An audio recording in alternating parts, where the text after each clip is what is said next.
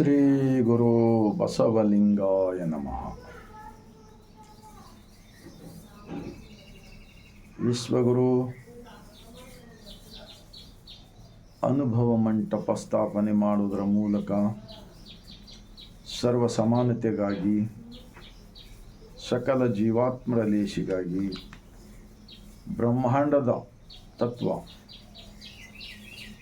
ಬ್ರಹ್ಮಾಂಡದ ಲಾಂಛನ ಇಷ್ಟಲಿಂಗವನ್ನು ಕೊಡುವುದರ ಮೂಲಕ ಲಿಂಗ ಆಯತ ಧರ್ಮ ಸ್ಥಾಪಕರು ಆಗಿರ್ತಕ್ಕಂತಹ ಮಹಾತ್ಮ ಬಸವಣ್ಣನವರನ್ನ ಅದಕ್ಕೆ ನಾವು ವಿಶ್ವ ಸಂವಿಧಾನವೆಂದು ಕರೆಯುತ್ತೇವೆ. ಮತ್ತು ಭಾರತ ಸಂವಿಧಾನದ ನಿರ್ಮಾಣದಲ್ಲಿ ಮುಖ್ಯಸ್ಥರಾಗಿರ್ತಕ್ಕಂತಹ ಭಾರತ ರತ್ನ ಡಾಕ್ಟರ್ BR ಅಂಬೇಡ್ಕರ್ಜಿರವರನ್ನು, ಈ ದೇಶದ ಸರ್ವರ ಕಲ್ಯಾಣವನ್ನು ಬಯಸಿದ ಎಲ್ಲ ಮಹಾಪುರುಷರೆಲ್ಲರನ್ನು, ಸಕಲ ಶಿವಶರಣರನ್ನು ಎನ್ನ ಹೃದಯ ಮಂದಿರದಲ್ಲಿ ನೆನೆಯುತ್ತಾ, ಭಾರತೀಯರೆಲ್ಲರಿಗೂ ಬಸವನಾಡು ಅನುಭವ ಮಂಟಪ ಬಸವ ಕಲ್ಯಾಣದ ಭೂಮಿಯಿಂದ ಸರ್ವರಿಗೂ ಬಾಗಿದ ತಲೆ ಮುಗಿದ ಕೈಲಿಂದ ಶರಣು. ಒಂದು ಮಹಾತ್ಮ ಬಸವಣ್ಣನವರ ವಚನ. ಶ್ರೀ ವಿಭೂತಿ ಹೋಸದವರ, ಶ್ರೀ ರುದ್ರಾಕ್ಷಿ ಧರಿಸದವರ, ನಿತ್ಯ ಲಿಂಗಾರ್ಚನೆ ಮಾಡದವರ, ಸದ್ಭಕ್ತರ ಸಂಘದಲ್ಲಿ ಇರದವರ, ಜಂಗಮವೇ ಲಿಂಗವೆಂದು ಅರಿಯದವರ, ಎನಗೊಮ್ಮೆಯೂ ತೋರದಿರಯ್ಯ ಕೂಡಲ ಸಂಗಮ ದೇವ, ಶರಗೊಡ್ಡಿ ಬೇಡುವೆ ನಿಮ್ಮ ಧರ್ಮ. महात्मा बसवण्णा जी ये वचन क्यों लिखा होगा 893 साल पहले? जो इंसान पिशाने पे विभूति नहीं लगाता, अनुभव मंटप के लिंगायत धर्म के अंदर हर इंसान जो भी हो इस लिंगायत धर्म को स्वीकार कर सकते हैं. 12वीं शताब्दी में 97% सब लोग बसवण्णा जी का अनुभव मंटप में ये आचरण किया स्वयं. श्री रुद्राक्षी धरिसदवर, जो छाती पे रुद्राक्षी नहीं डालते, जो इष्टलिंग नहीं पहनते गले में,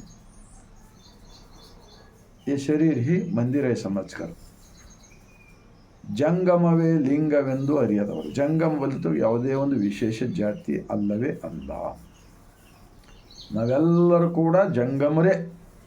12ನೇ ಶತಮಾನದಲ್ಲಿರ್ತಕ್ಕಂಥ 97% ಅನುಭವ ಮಂಟಪದಲ್ಲಿ ಭಾಗಿಯಾಗಿದ್ರಲ್ಲ, ಕುಂಬಾರ ಗುಂಡಯ್ಯ, ಹೂಗಾರ ಮಾದಯ್ಯ, ನೂಲಿ ಚಂದಯ್ಯ, ಮಾದಾರ ಚೆನ್ನಯ್ಯ, ಡೋಹಾರ ಕಕ್ಕಯ್ಯ, ಒಕ್ಕಲಿಗ ಮುದ್ದಣ್ಣ, ಮೇದಾರ ಕೇತಯ್ಯ, ಕಿನ್ನರಿ ಬೊಮ್ಮಯ್ಯ, ಏನು ಅಕ್ಕ ಮಹಾದೇವಿ, ಸತ್ಯಕ್ಕ, ಸಂಕವ್ವ, ಅಲ್ಲಮ್ಮ ಪ್ರಭು, ಸಿದ್ದರಾಮೇಶ್ವರವರು, ಮಡಿವಾಳ ಮಾಚಯ್ಯ, ಅಂಬಿಗರ ಚೌಡಯ್ಯ, ಕುರುಬ ಗುಲ್ಲಾಳೇಶ, ತುರ್ಗಾಯಿ ರಾಮಣ್ಣ, ಈ ಇನ್ನೂ 770 ಜನ ಅಮರಗಣಗಳು, ಲಕ್ಷದ ಮೇಲೆ 96,000 ಉತ್ಪಾದಕ ದುಡಿಯುವ ವರ್ಗದವರು. ಇವರೆಲ್ಲರ ಇತಿಹಾಸ ಈ ಗ್ರಂಥದಲ್ಲಿದೆ. 770 ಜನ ಅಮರಗಣಗಳು, ಲಕ್ಷದ ಮೇಲೆ 96,000 ಶರಣರ ಇತಿಹಾಸ ಈ ಗ್ರಂಥದಲ್ಲಿದೆ. 2,500 ವಚನಗಳಿವೆ ಇದರಲ್ಲಿ. ಇವತ್ತೇನು ಮೋಸ ಮಾಡಲಿಕ್ಕೆ ಹೊರಟಿದಾರಲ್ಲ, ಎಲ್ಲವೂ ಸಿಗುತ್ತದೆ. ಆದ್ದರಿಂದ ನಾನು ಹೇಳೋದಿಷ್ಟೇ, ಯಾರು ಹಣಿಯ ಮೇಲೆ ವಿಭೂತಿ ಹಚ್ಚಿಕೊಳ್ಳುವುದಿಲ್ಲ, ಯಾರು ಎದೆಯ ಮೇಲೆ ರುದ್ರಾಕ್ಷಿ ಧರಿಸಿಕೊಳ್ಳುವುದಿಲ್ಲ, ಯಾರು ದಿನನಿತ್ಯ ಅಂತರಂಗದ ದೇವನ ಜೊತೆ ಒಂದಾಗಿ ಲಿಂಗ ಧ್ಯಾನ ಮಾಡುವುದಿಲ್ಲ, ಮತ್ತು ಜಂಗಮವೇ ಲಿಂಗ, ಸಮಾಜದಲ್ಲಿರ್ತಕ್ಕಂಥ ಎಲ್ಲರೂ ಶಿವಸ್ವರೂಪಿಗಳೆಂದು ನಂಬುವುದಿಲ್ಲ, ಏನು ಎನಗೊಮ್ಮೆಯೂ ತೋರದಿರಯ್ಯ ಕೂಡಲ ಸಂಗಮ ದೇವ, ಶರಗೊಡ್ಡಿ ಬೇಡುವೆ ನಿಮ್ಮ ಧರ್ಮ. ಕೂಡಲ ಸಂಗಮ ದೇವ ಅಂದರೆ ಬಸವಣ್ಣನವರ ವಚನದ ನಾಮಾಂಕಿತ ಇದೆ. ಅದು ಆತ್ಮಸಾಕ್ಷಿ, ಅದೊಂದು ಅಡ್ರೆಸ್. ಈಗ ನಾನು ಇದೆ, ನನ್ನ ಹೆಸರು ಚಂದ್ರಪ್ಪ, ತಂದೆ ಹೆಸರು ಭೀಮಣ್ಣ, ನಮ್ಮ ಮನೆ ಹೆಸರು ಗುಂಗೆ, ನಮ್ಮ ಊರು ಬೇಲೂರು. ಇವೆಲ್ಲ ಹೀಗೆ ಇರ್ತವೆ. ಆದರೆ ನಾವು ಅಜ್ಞಾನದ ಆಚರಣೆಗಳನ್ನು ತೆಗೆದುಹಾಕಿ ವಿಜ್ಞಾನದ ಆಚರಣೆಗಳು, ಅವಗುಣಗಳನ್ನು ತೆಗೆದುಹಾಕಿ ಶಿವಗುಣಗಳನ್ನು ಅಳವಡಿಸಿಕೊಂಡು ಬದುಕುವ ಸಲುವಾಗಿ ಈ ಎಲ್ಲ ನಮಗೆ ಸಂಸ್ಕಾರ ಕೊಟ್ಟಿದ್ದಾರೆ. ಈಗ ಬಸವ ಕಲ್ಯಾಣದಲ್ಲಿ 28ನೇ ತಾರೀಕು ಬರುವ ಬಸವಾದಿ ಶಿವಶರಣರ ಹಿಂದೂ ಸಮಾವೇಶ ಮಾಡಲು ಹೊರಟಿದ್ದಾರಲ್ಲ, ಇದಕ್ಕೆ ಲಿಂಗಾಯತರು ಅರ್ಥ ಮಾಡಿಕೊಳ್ಬೇಕು. ಆ ಕನ್ನೇರಿ ಸ್ವಾಮಿ ಅಂತಕ್ಕಂಥ ಒಂದು ಸ್ವಾಮಿ ಅನ್ಸ್ಕೊಂಡವರು ಯಾವ ರೀತಿ ಇರಬೇಕಪ್ಪ ಅಂದರೆ, ಅವರ ಶಬ್ದಗಳು, ಅವರ ವಿಚಾರ ಆಚಾರಗಳು, ಅವರ ನಡೆನುಡಿಗಳು ಬಸವಣ್ಣನವ್ರದ್ದು ಒಂದು ಕೂದಲು ಎಳೆನೂ ಇಲ್ಲ. ಅವರು ನಾವು ಬಸವ ಅಭಿಮಾನಿಗಳು, ಬಸವಣ್ಣನವರು ನಮಗೆ ಒಳ್ಳೆಯ ಸಂಸ್ಕಾರ ಕೊಟ್ಟಿದ್ದಾರೆ ಅಂತೇಳಿ ನಾವು ಒಳ್ಳೆ ಮಾತಾಡ್ತಾ ಇದ್ದೀವಿ. ಅವರು ಮಾತನಾಡಿದ ಹಾಗೆ 10 ಪಟ್ಟು ನಮಗೆ ಮಾತಾಡೋಕ್ಕೆ ಬರ್ತಾ ಇದೆ. ಅದನ್ನು ನಾವು ಯಾಕಪ್ಪ ಅಂದರೆ ಬಸವಣ್ಣನವ್ರ ಮಾರ್ಗದರ್ಶನ ಮೇಲೆ ನಾವು ಹೋಗ್ತಾ ಇದ್ದೀವಿ, ಆ ಕಾರಣಕ್ಕಾಗಿ. ಆದ್ದರಿಂದ ಮತ್ತು ಬಸವಣ್ಣನವ್ರ ಭಾವಚಿತ್ರ ಎಡಕ್ಕೆ ಹಾಕಿ ತನ್ನ ಭಾವಚಿತ್ರ ಬಲಕ್ಕೆ ಹಾಕ್ಕೊಂಡು ಹಣಿ ತುಂಬ ಕುಂಕುಮ ಹಚ್ಕೊಂಡು ಯಾರಿಗೆ ಅಂಜಿಸ್ಲಿಕ್ಕೆ ಹೊಂಟಿದ್ದಾನೆ ಇವರು. ಕುಂಕುಮ ಅಂದರೆ ಏನು? ಜನರಿಗೆ ಭಯ ಪಡಿಸ್ತಕ್ಕಂಥದ್ದು. ಅವ್ರ ಮಾತುಗಳು ಕೂಡ ನೋಡಿರಿ ನೀವು, ಭಯ ಪಡಿಸೋ ಮಾತೇ ಅವ. ಯಾರು ಅನ್ಸ್ತಾರಪ್ಪ? ಯಾರಿಗೆ ಯಾರು ಅನ್ಸ್ತಾರ? ನಿಮ್ದು ಏನಾರ ನಾವು ತಿಂದಿದ್ದ ಉಂಟಿದ್ದೇವ? ನೀವು ಏನಾರ ನಮಗೆ ಜ್ಞಾನ ಕೊಟ್ಟಿದ್ದೀರಾ? ನಿಮಗೆಲ್ಲ ಮಠ ಕೊಟ್ಟು ನಿಮ್ಮ ಕಾಲಿಗೆ ಬಿದ್ದು ದುಡ್ಡು ಕೊಟ್ಟು ನಾವು ಕೊಟ್ಟಿದ್ದೇವೆ ಲಿಂಗಾಯತ ಸಮಾಜದವರು. ಮತ್ತು ಆ ಕೋಲ್ಹಾಪುರದಲ್ಲಿರ್ತಕ್ಕಂಥ ಮಠ ಬಸವಣ್ಣನವ್ರ ಮಠ ಇದೆ ಅಂತೇಳಿ ಎಲ್ಲರೂ ಹೇಳ್ತಾ ಇದ್ದಾರೆ. ಅಲ್ಲಿ ಒಂದು ಕೂಡ ಬಸವಣ್ಣವ್ರ ಭಾವಚಿತ್ರ ಇಲ್ಲ. ಇಲ್ಲಿ ಕಲ್ಯಾಣದಲ್ಲಿ ಬಂದು ಬಸವಣ್ಣನ ಭಾವಚಿತ್ರ ಎಡಕ್ಕೆ ಹಾಕಿ ತಾನೊಂದು ಬಲಕ್ಕೆ ಹಾಕ್ಕೊಂಡು ಮೆರಿತಾ ಇದ್ರಲ್ಲ. ಮತ್ತು ತಾಲೂಕದಲ್ಲಿರ್ತಕ್ಕಂಥ ಎಲ್ಲ ಮಠಾಧೀಶರು, ಈ ವೀರಶೈವರಿಗೆ ಯಾರು ಮಠ ಕೊಟ್ಟಿದ್ದಾರಪ್ಪ? ನಾವು ಕೊಟ್ಟಿದ್ದೀವಿ ಲಿಂಗಾಯತರು, ಎಲ್ಲರೂ ಒಳಪಂಗಡರು. ನಿಮಗೆ ಮಠ ಕೊಟ್ಟವರು ನಾವು, ನಿಮಗೆ ಕಾರಿಸ್ಕೊಟ್ಟವ್ರು ನಾವು, ನಿಮಗೆ ಹೊಲ ಕೊಟ್ಟವ್ರು ನಾವು. ನೀವೇನು ಮಾಡ್ತಾಯಿದ್ರಿ?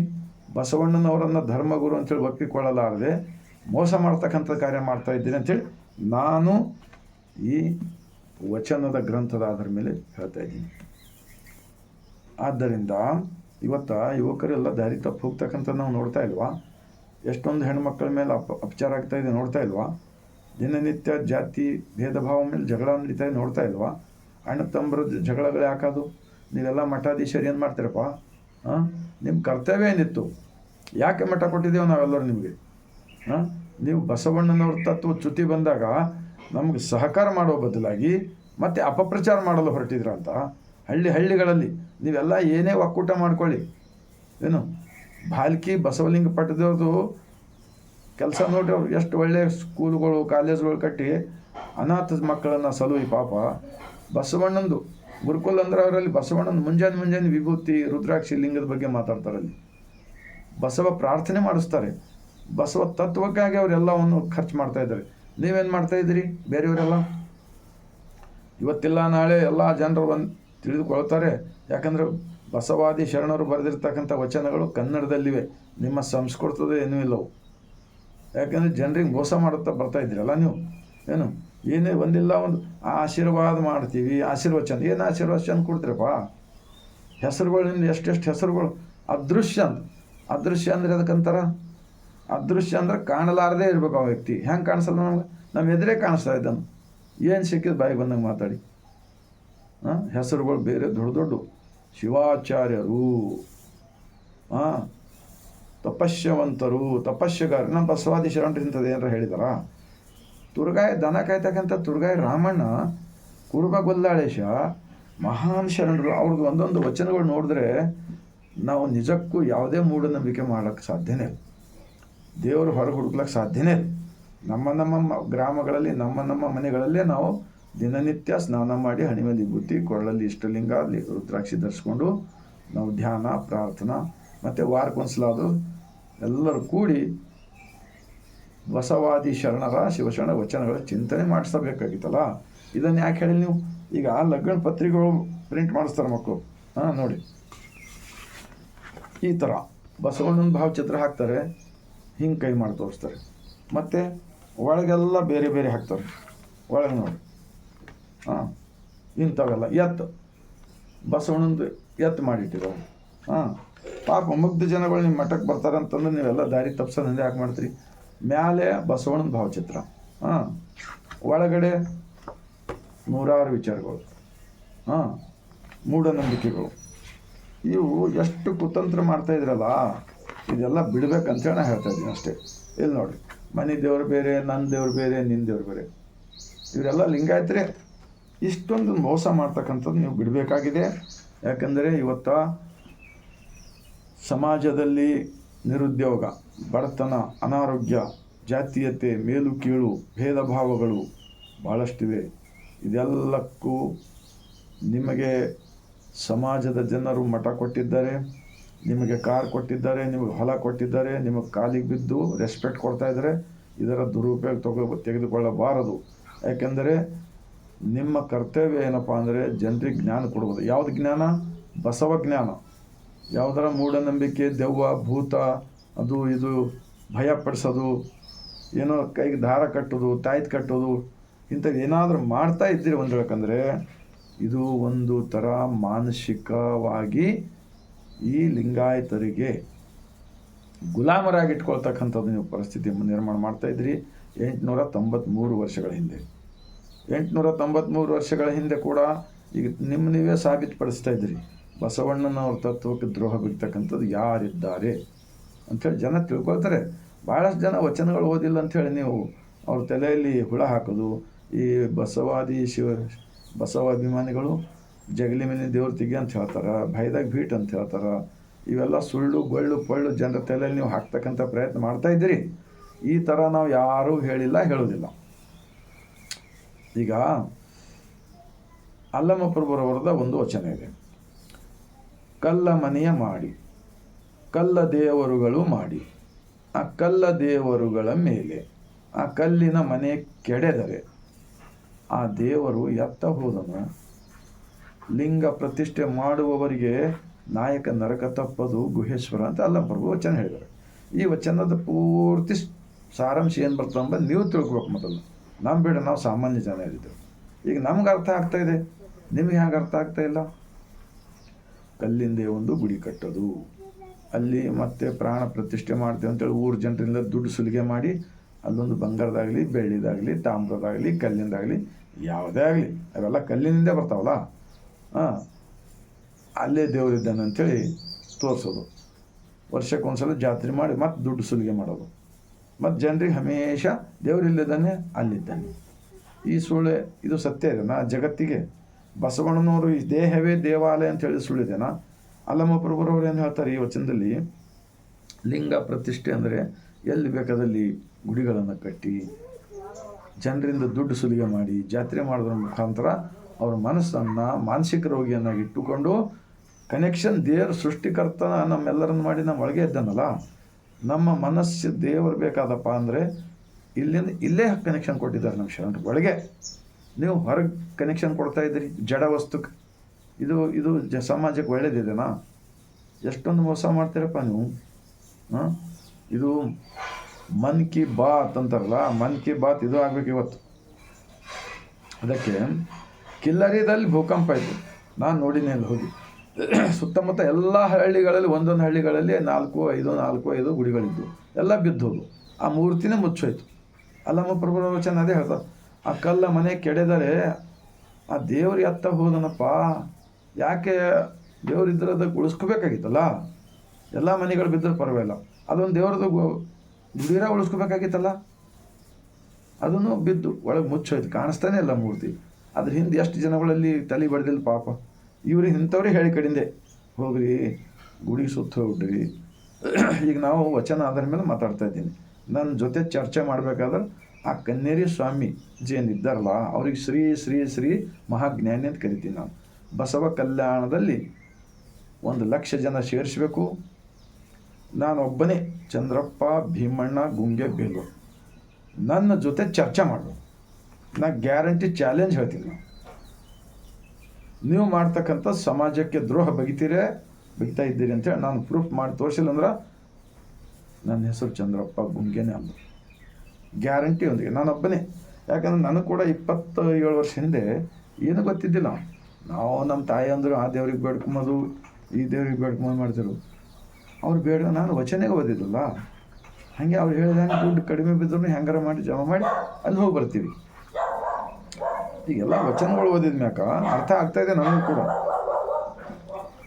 ಇನ್ನೊಂದು ಅಲ್ಲಮ್ಮ ಪ್ರಭುರವರ ವಚನ, ಎನಗೊಂದು ಲಿಂಗ ನಿಮಗೊಂದು ಲಿಂಗ ಮನೆಗೊಂದು ಲಿಂಗವಾಯಿತು ನೋಡಯ್ಯ, ಹೋಯ್ತಲ್ಲ ಇವರ ಭಕ್ತಿ ಜಲವ ಕೂಡಿ, ಈ ಮನ ಮುಟ್ಟದ ಲಿಂಗ ಉಳಿ ಮುಟ್ಟಬಲ್ಲುದೇ ಗುಹೇಶ್ವರ. ನೋಡಿ ಈ ವಚನದ ಭಾವಾರ್ಥ ಏನಿದೆ, ನನ್ನ ದೇವ್ರು ಬೇರೆ ನಿಮ್ಮ ದೇವ್ರು ಬೇರೆ, ನಮ್ಮ ಮನೆ ದೇವ್ರು ಬೇರೆ ನಿಮ್ಮ ಮನೆ ದೇವ್ರು ಬೇರೆ. ಇದನ್ನೇ ಮಾಡಿದ್ದಾರೆ ಇವೆಲ್ಲ ಪತ್ರಿಕೆಗಳದಾಗಿ. ಇವರೆಲ್ಲ ಧರ್ಮ ಯಾರು ಹೊಡೆದ್ರಪ್ಪ? ಬಸವಣ್ಣನವರು ಶರಣರು. ಅವ್ರೇನು ಹೆಚ್ಚು ಶಾಲೆ ಕಲ್ತಿಲ್ಲ. ನೀವು ಶಾಲೆ ಕಲ್ತಿರಿ ಭಾಳ, ಎಲ್ಲ ಗೊತ್ತಿದೆ ನಿಮ್ಗೆ. ಅದರ ಸಮಾಜಕ್ಕೆ ದ್ರೋಹ ಬಗೆತಾ ಇದ್ದೀರಿ ನೀವೆಲ್ಲರೂ. ಇದನ್ನು ಮಹಾ ಅಪರಾಧವಾಗುತ್ತದೆ. ಇದೇ ನಿಜವಾಗಿರ್ತಕ್ಕಂಥ ಸಮಾಜದ್ರೋಹಿ ದೇಶದ್ರೋಹಿ ಕಾರ್ಯ ಆಗುತ್ತದೆ. ನನ್ನ ದೇವ್ರು ಬೇರೆ ನಿಮ್ಮ ದೇವ್ರು ಬೇರೆ ಮನೆ ದೇವ್ರು ಬೇರೆ ಯಾಕೆ ಮಾಡಿರಿ? ಸೂರ್ಯ ಎಲ್ಲರಿಗೂ ಬೇರೆ ಬೇರೆ ಇದ್ದಾನ? ಹೇಳೋಣ, ಸೂರ್ಯ ಬೇರೆ ಇದ್ದಾನ? ಬಸವಣ್ಣನವರು ಒಂದು ವೇಳೆಗೆ ಜಗತ್ತಕ್ಕೆ ಬರ್ತಾ ಇದ್ಲಪ್ಪ ಅಂದರೆ ಈ ಮಹಾಪಾಪಿಗಳು ದೇಶದ್ರೋಹಿಗಳು ನಮ್ಮೆಲ್ಲರನ್ನ ಗುಲಾಮರಾಗಿರ್ತೀವಿ. ಕೊರಳಲ್ಲಿ ಉಗುಳು ಬಂದಾಗ ಮಗಿಯಲ್ಲಿ ಉಗುಳ್ಬೇಕಾಗಿತ್ತಂತ, ನಾವು ಊರಾಗ ಬಂದಾಗ ಹಿಂದೆ ಝಾಡು ಕಟ್ತೀರಂತ. ಇಂತಹ ಮಹಾಪಾಪಿಗಳೇ ಬಸವಣ್ಣನವರು ಬರ್ತಿಲ್ಲ ಅಂದ್ರೆ ನೀವೆಲ್ಲರೂ ಇಲ್ಲಿವರೆಗೆ ಈ ಭಾರತ ದೇಶ ಇಂಥದೇ ಇರ್ತೀರಿ. ಈ ವಿಜ್ಞಾನದ ಯುಗದಾಗ ಇಷ್ಟು ಮೊಬೈಲ್ಗಳು ಇದ್ದರೂ ಕೂಡ ಈಗ ಈ ಥರ ಮಾಡ್ತಾಯಿದ್ರಿ. ಇವೆಲ್ಲ ಇರ್ತಿಲ್ಲ ಅಂದ್ರೆ ಮತ್ತೆ ಎಷ್ಟು ಮಾಡ್ತೀರಿ ನೀವು? ಹಾಂ, ಮಹಾ ವಚನಗಳನ್ನು ಜನರು ಓದ್ತಾ ಇದ್ದಾರೆ. ಇವತ್ತು ಮೊಬೈಲ್ದಿಂದ ಎಲ್ಲ ಕಡೆ ಪ್ರಚಾರ ಆಗ್ತಾಯಿದೆ. ನೀವು ಸುಳ್ಳು ಪ್ರಚಾರ ಮಾಡಿ ತಪ್ಪಿಸಿಕೊಳ್ಳಲು ಸಾಧ್ಯವಿಲ್ಲ. ಆ ಕಾರಣಕ್ಕಾಗಿ ಲಿಂಗಾಯತ ಧರ್ಮ ಮಾನ್ಯತೆಗಾಗಿ ನಾವು ಎಷ್ಟೋ ಖರ್ಚು ಮಾಡಿ ನಾವು ಹೊಡೆದಿದ್ದೆವು. ಧರ್ಮ ಹೊಡೆದಿದ್ದಾರೆ. ಧರ್ಮ ಏನಪ್ಪ ನಿಮ್ಮ ಧರ್ಮ ಚರ್ಚೆ ಮಾಡ್ರೆ ಬರ್ರಿ, ನಿಮ್ಮ ಮಠಕ್ಕೆ ಕರೀ, ನಾ ಬರ್ತೀನಿ. ಬೇಕಾದ್ರೆ ನಾವೊಬ್ಬನೇ ಬರ್ತೀನಿ. ನಿಮ್ಮಲ್ಲಿ ಒಂದು ವೇಳೆ ಸಮಾಜ ಬಗ್ಗೆ ಕಳ್ಕಳಿ ಇತ್ತಪ್ಪ ಅಂದ್ರೆ ಚರ್ಚೆ ಮಾಡಿರಿ, ಚಿಂತನೆ ಮಾಡಿರಿ. ಪ್ರತಿಯೊಂದು ಗ್ರಾಮದಾಗ ಚರ್ಚೆ ಮಾಡಿ, ಒಳ್ಳೆ ಮನಸ್ಸಿಟ್ಕೊಂಡು ಚರ್ಚೆ ಮಾಡೋದು. ಬಸವಣ್ಣ ಅಂದ್ರೆ ಏನು, ಶರಣರು ಅಂದ್ರೆ ಏನು, ಹಿಂದೂ ಏನದ, ಎಲ್ಲ ಹಿಂದೂ ಅಂತಂದ್ರೆ ಏನು. ಮತ್ತೆ 12ನೇ ಶತಮಾನಕ್ಕಿಂತ ಹಿಂದೆ ಯಾವ ರೀತಿ ಇತ್ತು ಗುಲಾಮಗಿರಿ, ಆ ಗುಲಾಮಗಿರಿ ದಿಕ್ಕಿಗೆ ಕೊಂಡೊಯ್ಯುವಕ್ಕಂಥ ನಿಮ್ಮ ಮನಸ್ಥಿತಿ ಇದೆ.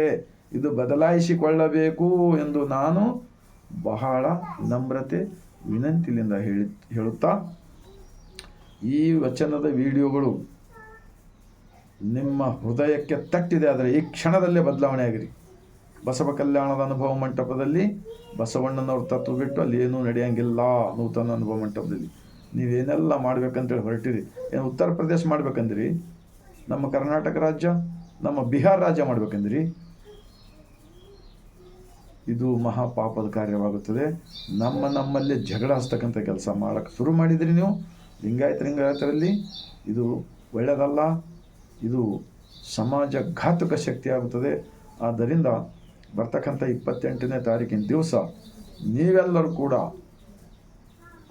ಒಳ್ಳೆ ಮನಸ್ಸು, ಸತ್ಯದ ವಿಚಾರಗಳು ಇಟ್ಟುಕೊಂಡು ಎಲ್ಲರೂ ಬರಬೇಕು ಕಲ್ಯಾಣಕ್ಕೆ. ಇಲ್ಲಂತಲ್ಲ, ಏನೋ ಒಂದು ಭಾವಚಿತ್ರ ಹಾಕಿಕೊಂಡು ಏನೋ ಮಾಡ್ತಂದ್ರೆ ಅದು ಎಂದೆಂದಿಗೂ ಯಾರೂ ಮಾಡಲಿಕ್ಕೆ ಬಿಡುವುದಿಲ್ಲ. ಯಾವ ಸರ್ಕಾರ ಕೂಡ ಬಿಡುವುದಿಲ್ಲ. ಯಾಕಂದರೆ ಬಸವಣ್ಣನವರನ್ನು ಸಾಂಸ್ಕೃತಿಕ ನಾಯಕ ಎಂದು ಘೋಷಣೆ ಆಗಿದ್ದಾರೆ. ವಿಶ್ವಗುರು. 33 ಭಾಷೆಯಲ್ಲಿ ವಚನಗಳು ಬಂದಿವೆ, 33. ಆದ್ದರಿಂದ ನಾವೆಲ್ಲರೂ ಕೂಡ ತಪ್ಪು ಮಾಡೋದು ಸಹಜ. ಆದರೆ ನಾವೇನೇ ತಪ್ಪು ಮಾಡಲಿ, ಏನೇ ಇರಲಿ, ಬಸವಣ್ಣನವರು ನಮ್ಮ ಧರ್ಮದ ಗುರು, ಲಿಂಗಾಯತ ಧರ್ಮದ ಗುರು. ನಾವು ವೀರಶೈವನೂ ಅಲ್ಲ, ನಾವ್ಯಾರು ತಿಳಿದವರು, ಹಿಂದೂ ಅಲ್ಲ, ನಾವು ಲಿಂಗಾಯತರು ಎಂದು ಹೇಳಲು ಹೆಮ್ಮೆ ಪಡುತ್ತೇವೆ. ಯಾಕೆಂದರೆ ನಾವು ನಿಮ್ಮ ಯಾರ್ದು ಗುಲಾಮಗಿರಿ ಬೇಕಾಗಿ ನಾವು. ಬಸವಣ್ಣವ್ರು ಹೇಳ್ತಾರೆ ಇನ್ನೊಂದು ವಚನದಲ್ಲಿ, ಇಂಥ ಇಷ್ಟೊಂದು ವಚನಗಳು ಬರೆದ್ರೂ ಕೂಡ ಮೋಸ ಮಾಡಲಿಕ್ಕೆ ಹೊರಟೀರಾ ನೀವೆಲ್ಲರೂ. ವೇದಶಾಸ್ತ್ರದವರು ಹಿರಿಯರೆನ್ನೇನು, ಮಾಯಾ ಭ್ರಾಂತಿ ಕವಿದ ಗೀತಜ್ಞರು ಹಿರಿಯರೆನ್ನೇನು. ಇವರು ಹಿರಿಯರುಗಳೇ, ಯಾಗ ನಟ್ಟು ವಿಗಪಾಣರು, ಇದಕ್ಕಿಂತ ಅಧಿಕ ಸಾಧಿಸಿದವರೇನು ಕಿರಿಯರೇ. ಇಂತೂ ವಿದ್ಯಾ ಗುಣ ಜ್ಞಾನ ಧರ್ಮ ಆಚಾರಶೀಲಗಳು ನಮ್ಮ ಕೂಡಲ ಸಂಗನ ಶರಣರು ಸಾಧಿಸಿದ ಸಾಧನೆಯನ್ನೇ ಸಾಧಿಸುವುದು. ಏನು ಹೇಳ್ತದೆ ವಚನ? ಆಶೀರ್ವಾದ ಮಾಡ್ತಾರೆ. ನೀವು ನಮಗೇನು ಆಶೀರ್ವಾದ ಮಾಡ್ತಾರೆ? ನೀವೇನು ನಮಗೇನು ಆಶೀರ್ವಾದ ಮಾಡಕ್ಕೆ? ಅದ ನಿಮ್ಮಲ್ಲಿ ಜ್ಞಾನ. ಎಲ್ಲರಿಗೂ ಮೋಸ ಮಾಡಿ ಬಹಳಷ್ಟು ಮೋಸ ಮಾಡ್ತಾರಂತ ಹೇಳೋದು. ನಿಮ್ಮದು ಹಗರಣ ಇದು ಒಂದೇ ಒಂದು ಗ್ರಂಥದಲ್ಲಿ ನಿಮ್ಮ ಸಂಪೂರ್ಣ ಹಗರಣ ಬಯಲಿಗೆಳುತ್ತದೆ. ಆದ್ದರಿಂದ ನೀವು ಇನ್ನು ಮುಂದೆ ಜನರಲ್ಲಿ ತಪ್ಪು ಕಲ್ಪನೆಯನ್ನು ಮೂಡಿಸೋದನ್ನು ಬಿಡಬೇಕು, ಅಪಪ್ರಚಾರ ಮಾಡುವುದನ್ನು ಬಿಡಬೇಕು. ವಚನಗಳ ಆಧಾರಿತವಾಗಿ ಮಾತನಾಡಿದರೆ ನಿಮಗೂ ಒಳ್ಳೆಯದಾಗುತ್ತದೆ, ಸಮಾಜಕ್ಕೂ ಒಳ್ಳೆಯದಾಗುತ್ತದೆ, ಇಡೀ ಭಾರತೀಯರಿಗೂ ಒಳ್ಳೆಯದಾಗುತ್ತದೆ, ಸರ್ವರ ಕಲ್ಯಾಣವಾಗುತ್ತದೆ. ಮತ್ತು ಯುವ ಪೀಳಿಗೆ ಕೆಟ್ಟ ದಾರಿಗೆ ಹೋಗೋದನ್ನು ನಿಲ್ಲಿಸುತ್ತಾರೆ. ಪ್ರತಿಯೊಂದು ಕುಟುಂಬಗಳು ಸಜ್ಜನ ಸಮಾಜ ಕಟ್ಟುತ್ತವೆ. ಸುಂದರ ಸಮಾಜ ಕಟ್ಟಬೇಕಾಗಿದೆ. ಆ ಕಾರಣಕ್ಕಾಗಿ ನಾವು ಬಸವಣ್ಣನವರ ತತ್ವ ಬಿಟ್ಟರೆ ನಮಗೆ ಯಾವುದೇ ಬೇರೆ ಒಳ್ಳೆ ಹಾದಿನೇ ಸಿಗುವುದಿಲ್ಲ. ಇದು ಪರಿಪೂರ್ಣವಾದ ಲಿಂಗಾಯತ ಧರ್ಮ. ಬಸವಣ್ಣನವರು ಇದಕ್ಕೆ ಧರ್ಮಗುರು ಇದ್ದಾರೆ ಅಂಥೇಳಿ ನೀವು ಎಲ್ಲರೂ ಒಪ್ಪಿಕೊಳ್ಳದೆ ಹೋದರೆ ಒಂದಿಲ್ಲ ಒಂದು ದಿನ ನಿಜಕ್ಕೂ ಅದು